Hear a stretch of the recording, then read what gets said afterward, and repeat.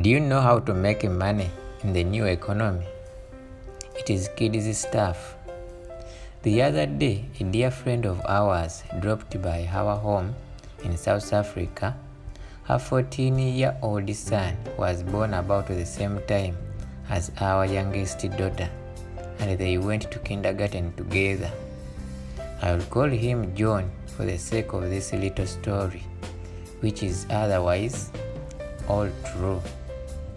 John is quite an entrepreneur. His mother began proudly.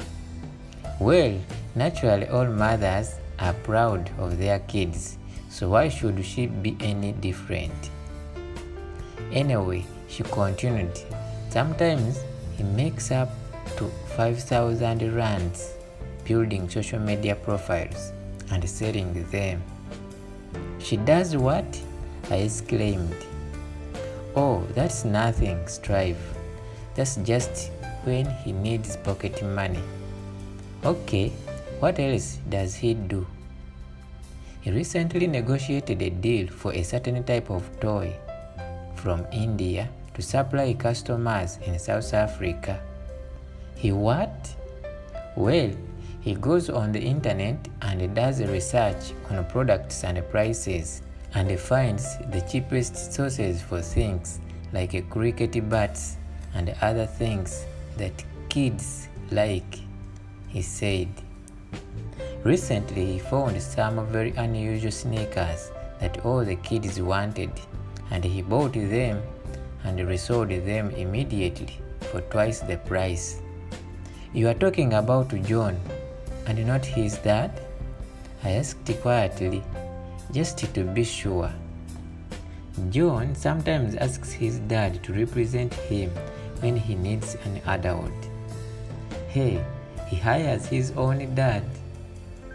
Look, John isn't the only kid out there who knows how to make money from the internet. And at that point, I burst out laughing. On that point, you are right. Joey Gibbia, Brian Chesky, Nathan Blachowski, Airbnb co-founders, Evan Spiegel, Reggie Brown and Bobby Murphy, Snapchat co-founders, and of course, Mark Zuckerberg, I exclaimed. These guys are just kids when compared to people like me, and yet they have already built businesses that are bigger than the GDP of most African countries. But here is the most exciting takeaway. John is an African child. I just like Anes and his brother, Osine from Nigeria, who I wrote about in 2015. Remember them? The kids who built a browser before they were even teenagers. This means that the next Zuckerberg is probably living in your house, toddling around already playing with Lego and maybe imagining robots or beyond. In my own home, our youngest daughter does all the tech stuff. When our guys finished the Quest.com website, I called her over and said, "Is this any good?"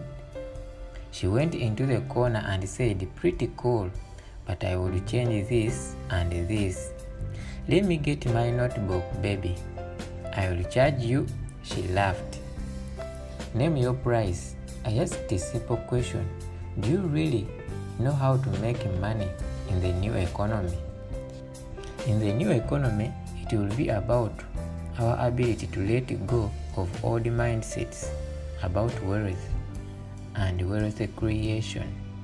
We must not only equip our kids, we must trust them with our very future.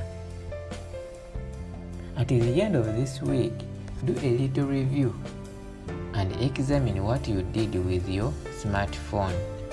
Which websites did you visit and why? Was it to find out something? Was it to sell or buy something? Was it to be entertained? Was it to keep in touch with friends and family? If it was primarily social, then either change your habits or you will work for John one day. And that might not be so bad because at least you will have a job. In all the things you do on the internet, did any make you money, develop your career, or kickstart your business venture? Think about John. He is 14 years old and already he understands the new economy. Wow! Let's get to work. We have a continent to change fast. There are already over 200 million Africans with handheld computers. We call them smartphones. There will be over 500 million within 4 years. That means every adult African will soon have a computer in their hand. These devices allow us to research materials and read websites from every corner of the world in an instant. We can use them even to supplement the education of our children. Yes, just imagine if every person with a smartphone in Africa said to themselves, I'm going to share my smartphone with my children. For 10 minutes every day, I will allow a child access to read something on my smartphone. See the picture of the guy with the kids. Well, you can do that with your smartphone. If you can read this Facebook, you are on the internet already. Let's be practical with what we have in our hands right now. When one of my daughters, now a younger woman, was 3 years old, she would cry for my phone. This was long before smartphones. I realized that although she couldn't even read, she was able to open the settings on the phone and access its jingles. This was a really complicated process, so I experimented to see if she was just her unusual genius or other kids could also do it. And guess what? All her little cousins quickly learned to do it as well. This was very profound. Do yourself a favor, allow the children access to your smartphone, computer. There is a little John in your Tendai. This is Africa's future. There is one more thing that John from South Africa and Anes and his brother Osine from Nigeria have in common. Do you know what it is? They are mothers. Both mothers are African school teachers. These women are passionately committed to equipping their children for the new economy. Let the wise hear. Peace.